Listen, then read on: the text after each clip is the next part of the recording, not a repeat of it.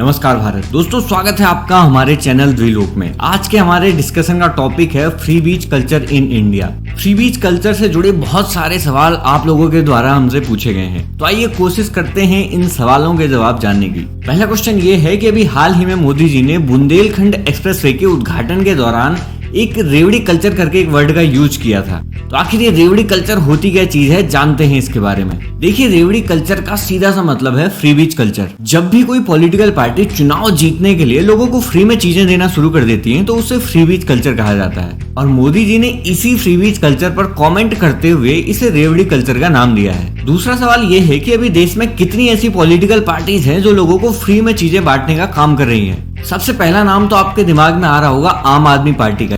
केजरीवाल सरकार ने दिल्ली में लोगों को फ्री में पानी और फ्री में इलेक्ट्रिसिटी देने का काम किया है। लेकिन अगर हम ये देखें कि इस फ्री बीच कल्चर की शुरुआत किसने की है तो उसमें नाम आएगा जयललिता का। उन्होंने फ्री में साड़ी, फ्री में चावल, यहाँ तक कि फ्री में प्रेशर कुकर तक बांटे हैं। दोस्तों, ये तो बस दो एग्जाम्पल हैं, लेकिन देश में ऐसी बहुत सी पॉलिटिकल पार्टीज हैं जो देश के अलग अलग हिस्सों में फ्री में चीजें बांटने का काम कर रही हैं। एक सवाल आपके मन में जरूर आ रहा होगा कि इसमें गलत क्या है। आखिर जनता का पैसा है और सरकार उसी पैसे को जनता पे लुटा रही है, तो इसमें गलत क्या है? ये तो अच्छी बात होनी चाहिए। देखो, कुछ चीजें दूर से देखने पे बहुत अच्छी लगती हैं। स्टार्टिंग के 1 या 2 साल तो आपको बहुत मजा आएगा कि भाई वाह, फ्री में सब कुछ मिल रहा है। लेकिन इसके लॉन्ग टर्म डिसएडवांटेज क्या होते हैं ये मैं आपको बताता हूँ। फ्री में आपको जो कुछ भी मिलता है उसका सीधा सीधा खर्चा सरकार के खजाने से जाता है, जिससे कि हजारों और लाखों करोड़ का बर्डन राज्य और केंद्र सरकार के ऊपर आ जाता है। अब जो पैसा गवर्नमेंट डेवलपमेंट, इंफ्रास्ट्रक्चर, एजुकेशन और डिफेंस में इन्वेस्ट कर सकती थी, वो सारा पैसा चुनाव में वोट हासिल करने के लिए इसी तरह फ्री स्कीम्स चलाकर बांट दिया जाता है। इस चीज पर एक कहावत बिल्कुल सटीक बैठती है कि आप किसी को एक मछली दोगे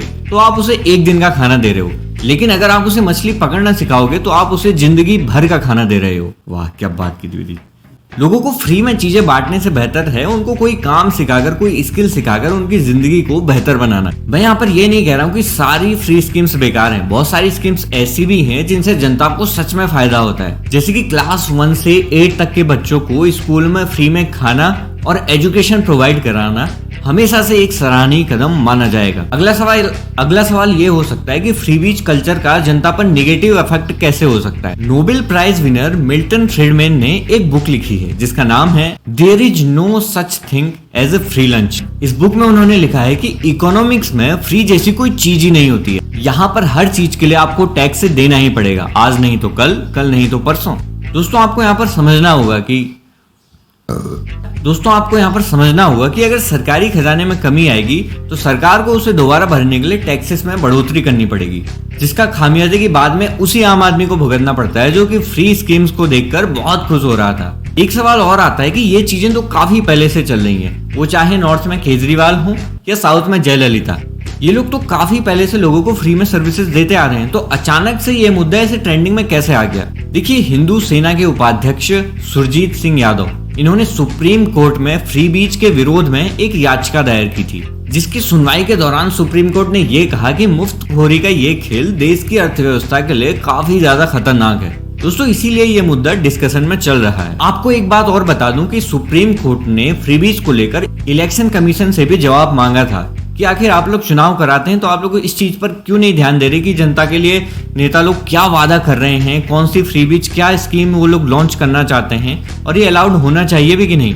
तो इलेक्शन कमीशन ने इस बात को लेकर देश की तमाम पॉलिटिकल पार्टियों के साथ मिलकर एक मीटिंग फिक्स की, लेकिन वहां पर भी सारी की सारी पॉलिटिकल पार्टीज फ्री बीच के सपोर्ट में खड़ी रही, जिस कारण से इलेक्शन कमीशन को सुप्रीम कोर्ट में ये कहना पड़ा कि जब तक सरकार संसद में कोई कानून पास नहीं करा देती फ्री बीच को लेकर, तब तक हम भी कुछ नहीं कर सकते। अगला सवाल ये उठता है कि आखिर इस कल्चर को या इस सिस्टम को कैसे खत्म किया जा सकता है। देखो, सबसे बड़ा रोल आता है किसी भी देश की जनता का, वहां के लोगों का। देखिए, नेताओं को ये बात बहुत अच्छे से पता है कि अगर मैं लोगों को फ्री में चीजें बांटूंगा, उन्हें फ्री में सर्विसेज दूंगा, तो लोग मुझे वोट करेंगे। आपको एक एग्जांपल देता हूँ यूएसए का। वहां पर एक पॉलिटिशियन है बर्नी सैंडर्स करके। इन्होंने यूएसए के प्रेसिडेंट इलेक्शन में लोगों को फ्री में चीजें देने का वादा करके इलेक्शन को जीतने की कोशिश की। इन्होंने कहा कि अगर आप मुझे प्रेसिडेंट बनाते हो तो मैं यूएसए में पढ़ने वाले सारे स्टूडेंट्स का लोन माफ कर दूंगा। इसके अलावा और भी बहुत सारी चीजें फ्री में देने का वादा तक कर दिया। रिपोर्ट्स ये कहती है कि अगर इनकी बताई गई स्कीम्स को लागू कर दिया जाता तो यूएसए की इकोनॉमी पर $30 ट्रिलियन का एक्स्ट्रा कर्ज बढ़ जाता। लेकिन आप इसे यूएसए के वोटर्स की समझदारी कह सकते हैं कि वो लोग अच्छे से जानते थे कि फ्री कुछ होता नहीं है, आखिर में सारा पैसा घूम फिर कर हमारी जेब से ही काट लिया जाएगा। इसीलिए बर्नी सैंडर्स कभी भी चुनाव जीत नहीं पाए।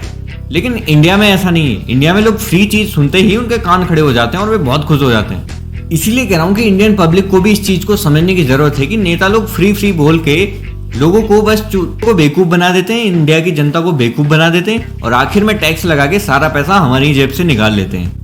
दोस्तों, लॉन्ग टर्म में इसके क्या नुकसान होते हैं ये तो हम श्रीलंका की हालत को देखकर अंदाजा लगा ही सकते हैं। वहां की सरकार ने भी यही किया था, उन्होंने फ्री में लोगों को चीजें बांटी और टैक्सेस में कमी कर दी, इसलिए वो लोग टैक्सेस भी वसूल नहीं कर पाए और फ्री में भी चीजें बांटते रहे।